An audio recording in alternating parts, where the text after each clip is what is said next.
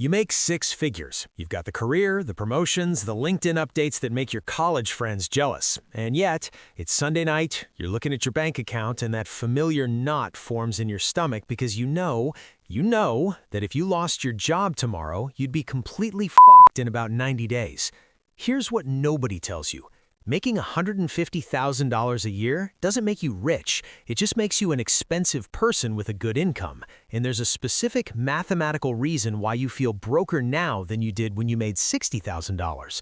I'm going to show you exactly what's happening, why it's not actually about willpower or budgeting apps, and how people making half your salary are somehow more financially secure than you are. My name is Rob, and I spend way too much time thinking about money and how it actually works. If you feel like you're doing everything right but still not getting ahead, subscribe and hit the like button. It genuinely helps. Let's start with something you probably haven't said out loud to anyone. You make really good money, and you feel poor, not in the objective sense, you're not worried about rent or food, but poor in the sense that you have no margin, no cushion, no freedom. You're one bad quarter away from everything unraveling. And here's the thing that makes this so isolating. You can't talk about it. Your parents are proud of your salary. Your friends making $50,000 or $70,000 would kill for your problems. Your spouse, if they even know the real numbers, doesn't want to hear you complain about feeling broke when you make more than both your parents combined. So you suffer in silence, and you assume it's just you. You assume you're somehow uniquely bad with money, despite being smart enough to earn a high income. You assume everyone else at your income level has it figured out. They don't. This is epidemic-level common among high earners, and there's a reason for it that has nothing to do with your intelligence or your discipline. The reason is this. You succeeded at looking rich before you succeeded at being rich, and those are opposite outcomes. Let me prove it to you with some math that's probably going to make you uncomfortable. I want you to meet two people. Let's call them Sarah and Marcus. They're both real, both high earners, and both subscribe to this channel after having the exact realization I'm about to show you. Sarah makes $75,000 a year. After taxes, she takes home about $56,000, which is roughly $4,667 a month. Sarah lives in a decent apartment, drives a 7-year-old Honda, and doesn't do anything particularly impressive with her lifestyle. But Sarah saves $1,200 a month. Every single month. That's a 25.7% savings rate. Marcus makes $200,000 a year. After taxes in his high-tax state, he takes home about $130,000, which is $10,833 a month. Marcus lives in a beautiful house, drives a leased BMW, his kids go to a private school, and he takes nice vacations. Marcus saves about $500 a month on average. Sometimes more, often less, but let's be generous and say $500. That's a 4.6% savings rate. Now here's the question that should break your brain. Who's actually winning? Let me show you what happens over 10 years, assuming a boring 7% annual return, which is conservative for a diversified stock portfolio. Sarah, after 10 years, total contributed $144,000. Investment value, approximately $208,000. Months of financial runway at her current spending, 63 months. That's over 5 years. Marcus, after 10 years, total contributed $60,000. Investment value, approximately $86,000. Months of financial runway at his current spending, 8 months. Wait, stop. Read that again. Sarah, making $75K, has over 5 years of fuck you money. Marcus, making $200K, nearly 3 times as much, has 8 months before he's in crisis mode. Sarah can walk away from a toxic job. She can take a sabbatical. She can pivot careers. She can weather a recession. She has options. Marcus is trapped. He can't leave his job because the mortgage, the car payments, the school tuition, the lifestyle, they all demand that $10,833 every single month. He's making $200,000 a year, and he's less free than someone making $75,000. That's not a budgeting problem. That's not a discipline problem. That's an identity problem. And if you're feeling that knot in your stomach right now, it's because you might be Marcus. So how does this happen? How do smart, capable people who can manage complex projects at work somehow end up trapped by their own income? There are three mechanisms at work here, and I need you to really hear this, because understanding the how is the only way to escape it. Mechanism 1, Parkinson's Law of Spending. You know Parkinson's Law, work expands to fill the time available. Well, spending expands to fill the income available. Actually, it usually expands beyond the income available, but let's start with the basic version. Here's what happened to you. When you made $60,000, you lived like a $60,000 person. When you got promoted to $100,000, you didn't keep living like a $60,000 person and bank the difference. You upgraded. Better apartment, better car, better everything. Then you got to $150,000 and you upgraded again. Bigger house, second car, premium versions of everything. Each raise triggered an automatic lifestyle recalibration. And here's the insidious part. Each upgrade felt reasonable in isolation. It wasn't like you went from making $60K to $150K overnight and bought a mansion. You made incremental decisions that each felt justified at the time. I can afford this now. Yeah, you can afford it in the sense that you can make the monthly payment, but can you afford it in the sense that it's not trapping you? That's a different question. Mechanism 2, reference group inflation. When you made $60,000, you hung out with people making $50K to $80K. You felt pretty good. You were doing fine, maybe even a little ahead. Then you started making $100,000, and suddenly you're working alongside people making $150,000. You move to a better neighborhood, and your neighbors are driving Teslas and taking European vacations. Your reference group changed, and with it, your perception of normal. Then you get to $150K or $200K, and now you're comparing yourself to people making $300K or $500K. The finish line keeps moving. You're on a treadmill that speeds up every time you think you're catching up. This is why you can make $200,000 and still feel broke, because you're not comparing yourself to the median American household making $75,000. You're comparing yourself to your colleague who just bought a vacation home, or the guy in your office who drives a Porsche, or the Instagram feed that shows you what success is supposed to look like. Mechanism 3, psychological substitution. This is the most painful one, so I'm just going to say it. You started using spending to solve non-financial problems. Status anxiety? Buy a luxury car. Work stress? Book an expensive vacation. Time scarcity? Outsource everything. Childhood wounds about scarcity? Overcompensate with abundance. Feeling like an imposter who didn't really make it? Buy the symbols that prove you did. You're not buying a BMW for transportation. You're buying it for the feeling. You're buying it because it says, "I've arrived." You're buying it because it quiets that voice in your head that still feels like the broke college student who wasn't sure if they would make it. And here's the brutal truth. That voice doesn't get quieter when you spend money on symbols. It gets louder, because deep down, you know you're faking it. You know you're one bad quarter away from the whole thing falling apart. Let me show you what this is actually costing you, because I don't think you've done this math. Most people haven't. Let's take that luxury car. You're paying $1,000 a month for a car that makes you feel successful. Over 60 months, that's $60,000. Then you do it again because the lease is up and you need another nice car because you can't downgrade. That would feel like failure. So over 20 years, you spend $240,000 on car payments. But that's not the real cost. The real cost is what that money could have become if you'd invested it instead. $1,000 a month invested at 7% for 20 years becomes approximately $524,000. Read that again. That car didn't cost you $240,000. It cost you $500,000 of future freedom for the feeling of looking successful right now. Still worth it? Let's do another one, the house. You bought the $800,000 house instead of the $500,000 house because you wanted the better neighborhood, the extra space, the feeling of "we made it."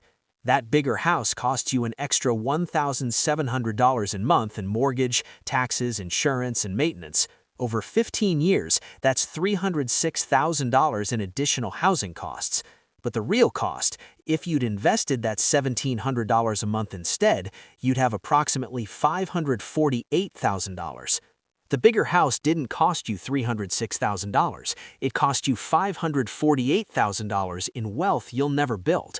And I'm not saying you should live in a shitty house or drive a beater. I'm saying you need to understand what you're actually trading. You're not trading money for a car or a house. You're trading years of your life for symbols. That BMW, that's not a $1,000 monthly payment. That's 2 years of mandatory corporate servitude. That's 2 years where you can't quit, can't pivot, can't say no because you're contractually obligated to make that payment. That's the real cost, your freedom, your options, your ability to walk away. I want to pause here and talk about the feeling you might be having right now. If you're a high earner living paycheck to paycheck, there's probably a specific anxiety that haunts you. It usually hits on Sunday nights, or when you're lying in bed and can't sleep, or when you log into your bank account. It's the realization, if I lost my job tomorrow, I'd be fucked in 90 days. Despite the 6-figure salary, despite the promotions, despite doing everything you thought you were supposed to do, you have no cushion, no margin, no safety net. And the worst part, you can't tell anyone. Your parents are proud of you. They brag about your salary to their friends. How do you tell them you're living paycheck to paycheck on an income they'd consider life-changing? Your kids think you're rich. They assume college is handled, that everything is handled. How do you tell them it's not? Your friends making less than you assume you've got it figured out. How do you admit you're just as stressed about money as they are, maybe more so because the stakes are higher? So you suffer alone. You fake it. You keep up appearances. And every year that passes, you feel more trapped. Here's what you're afraid of, and I'm just going to say it out loud. You're afraid you're going to work this hard at this income level for another 20 or 30 years and still end up broke at retirement. And everyone will be shocked because you made so much money. That fear, that's actually the most likely outcome if nothing changes. Because here's the thing about compound interest. It works both ways. The years you miss compound into massive opportunity cost. Every year of high income with low savings is a year of wealth you can never get back.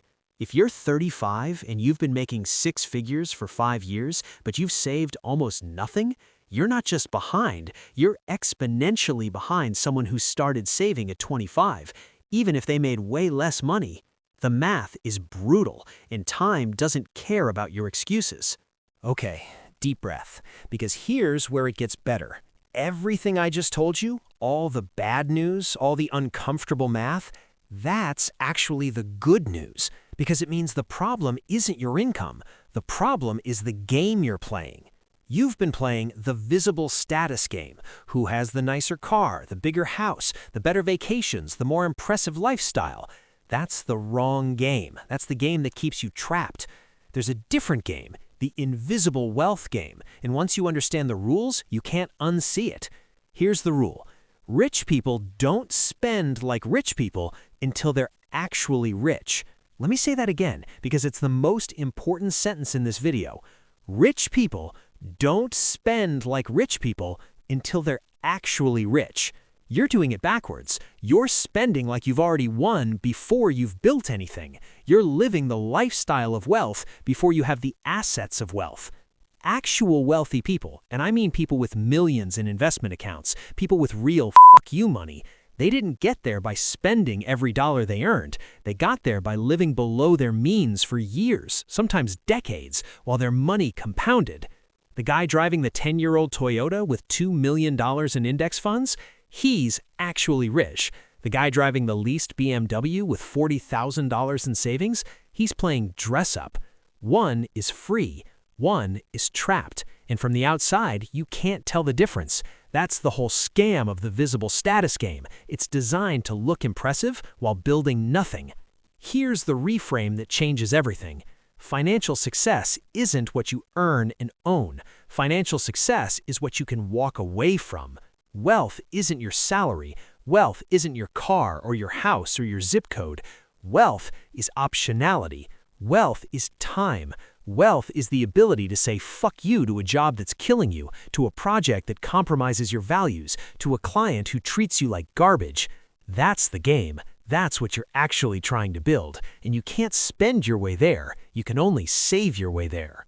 So if the problem is the game you're playing, the solution is changing games. But here's the hard part. Changing games requires changing your identity. Your current identity is I am what I earn and own. Your success is measured by your salary and your visible symbols. You are your job title, your house, your car, your zip code. That's how you know you've made it. The identity you need is I am what I can walk away from. Your success is measured by your options and your freedom. You are your savings rate, your months of runway, your net worth. That's how you know you've actually made it. This shift is fucking hard because it requires admitting you were wrong about what success looks like, about what you needed to be happy, about the last 5 or 10 years of financial decisions. But here's what's on the other side of that admission. Freedom. The ability to earn $200,000 and live like you make $130,000 is a goddamn superpower. Because that $70,000 gap, that's not sacrifice. That's you buying your freedom in bulk. Let me break down the specific mindset shifts. Old mindset, more income equals more lifestyle. New mindset, more income equals more investment. Every raise is an opportunity to increase your savings rate, not your spending. When you go from $100K to $150K, you don't upgrade your life by $50,000. You upgrade your investments by $40,000 and your life by $10,000. Old mindset, success is visible. New mindset, wealth is invisible. Stop playing the game where you need to prove you've made it. The people who've actually made it don't need to prove anything. They drive boring cars, live in normal houses, and have millions of assets you can't see. Old mindset, I deserve this because I work hard. New mindset, I deserve freedom more than I deserve symbols. Yeah, you work hard. So do a lot of people. Hard work entitles you to nothing except your paycheck. What you do with that paycheck determines whether you build freedom or buy symbols.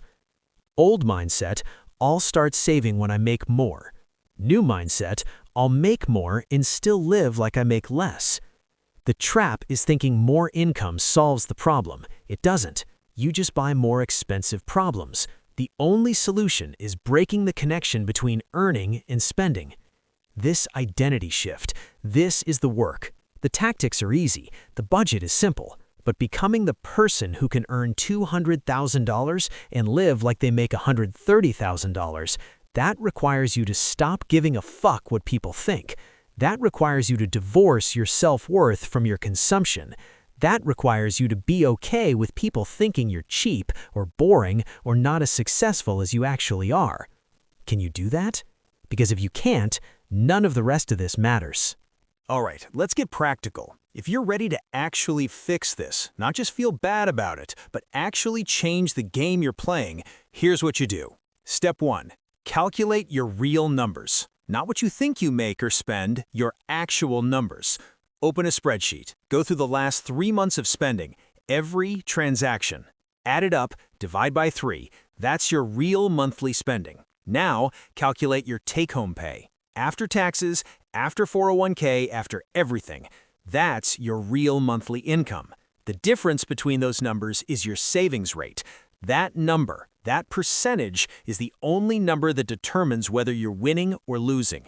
If it's below 15%, you're losing. If it's below 10%, you're in crisis mode whether you know it or not. If it's below 5%, you're functionally living paycheck to paycheck regardless of your income. Step 2. Commit to a minimum 20% savings rate. This is non-negotiable. I don't care what your income is. 20% goes to investments before you spend on anything else. But Rob, I can't afford that. Yes, you can. You just can't afford your current lifestyle at a 20% savings rate. That's different. Here's how you do it. Set up automatic transfers on payday. 20% of your take-home pay goes directly to your investment accounts. You never see it. You learn to live on what's left. But that means I'd have to cut my spending by... Yeah, it does. Step 3. Make the big cuts you've been avoiding. Not coffee, not subscriptions, the actual big shit that's bleeding you dry. The car that's too expensive? Sell it. Buy something reliable for cash or take a much smaller payment. That luxury car is costing you your freedom. It's not worth it. The house that's too big? Downsize, refinance, move to a less expensive area. I know this feels impossible. I know it feels like failure. It's not. It's you choosing reality over the fantasy you've been maintaining. The private school you can't actually afford? Public school exists. Your kids will survive. They'll actually be better off with financially secure parents than with private school and stressed out parents who hate their jobs. These cuts are visible. They're public. They're scary. That's why you've been avoiding them. But here's the thing. Your current path ends in disaster. Making the hard cuts now is painful for a year or two. Not making them is painful for the rest of your life. Step 4. Automate everything. You cannot willpower your way through this. You will fail if you're relying on discipline every month. Automation is the only thing that works. Direct deposit to investment accounts on payday. Automatic bill pay for fixed expenses. Separate checking account for discretionary spending with a fixed weekly transfer. You should never have to decide to save money. It should happen automatically before you get a chance to spend it. Let me paint you a picture of what's on the other side of this, because the abstract concept of financial freedom doesn't motivate anyone. Let me make it concrete. Year 1 through 3, the immediate relief. You'll sleep better. I'm not being dramatic. You will literally sleep better knowing you have 6 months of expenses saved. That Sunday night anxiety, it starts to fade. The arguments with your spouse about money decrease because money isn't constantly bleeding out. You're not fighting about whether you can afford something because you know exactly what you can afford. Work stress decreases because you're no longer trapped. You're still working hard, but the existential terror of what if I lose this job dissipates because you have options. Year 5 through 10, the optionality emerges. This is where it gets really good. You start making decisions based on what you want rather than what you can afford. Want to take a lower-paying job that's more meaningful? You can. Want to start that business you've been thinking about? You have runway to try. Want to take a sabbatical and figure out what you actually want to do with your life? You have the savings to do it. Boss being a dick? You can quit without panic because you have 2 years of expenses saved. Year 15 through 20, the freedom becomes real. Work becomes optional, not theoretical optional, actual optional. You have enough money invested that you could stop working entirely if you wanted to, or you could work part-time, or you could only take projects you care about. You've reached the point where your money makes more money than you do. Your investments earn more annually than you're contributing. The compounding effect is taken over. You've won. Not the visible status game, the actual game. The game where you own your time, where you make decisions based on your values rather than your bills, where you're actually free. And here's the beautiful irony. Once you reach this point, you stop caring about the symbols because you have the thing the symbols were supposed to represent. Look, you're at a decision point. You've watched this far, which means some part of this resonated. Some part of you recognized yourself in Marcus, in the Sunday night anxiety, in the golden handcuffs.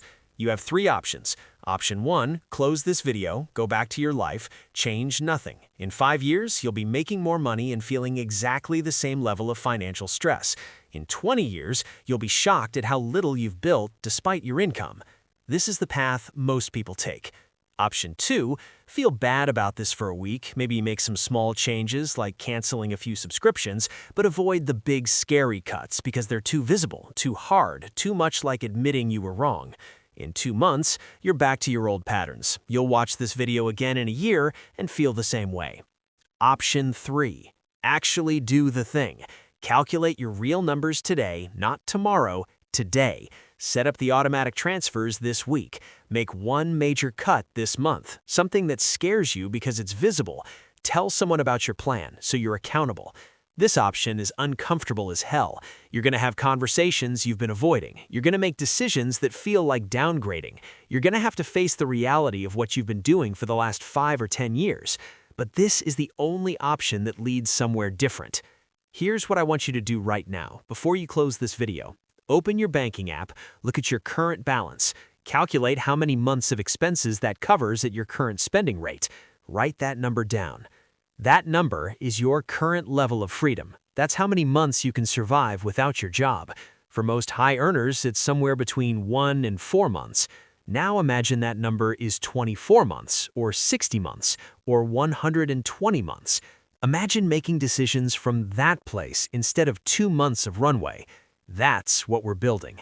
That's what you're trading the BMW for. You're not sacrificing. You're trading symbols for substance, appearance for reality, the visible status game for actual wealth. I know this was uncomfortable. Most of the emails I get from this channel are from high earners who watched a video like this and had an actual breakdown because they realized they've been playing the wrong game for a decade. That breakdown is necessary. You can't change until you see clearly what's actually happening. But here's what I want you to remember. This isn't about deprivation. This isn't about becoming cheap or living like you're poor. This is about becoming free. The person driving a 7-year-old Honda with $800,000 invested isn't sacrificing. They're winning. They're winning the game that actually matters. You've been optimizing for looking successful. Start optimizing for being free. You've been asking, can I afford the payment? Start asking, can I afford the opportunity cost? You've been measuring success by what you own. Start measuring it by what you can walk away from. The best time to start was 10 years ago. The second best time is today. The worst time is tomorrow, because tomorrow turns into next month, turns into next year, turns into I'll start when... There's always a reason to delay. There's always something else you need first. There's always a more convenient time. But time is passing either way. 5 years from now, you'll either be glad you started or wondering why you didn't. If this resonated, subscribe, share it with someone who needs to hear it. Leave a comment about the one big thing you're cutting this month. Make it public, make it real. And remember, you're not a high earner with a spending problem. You're a potentially wealthy person who's been playing the wrong game. You can change games anytime. The question is, will you? I'll see you in the next one. Subscribe for more financial reality checks.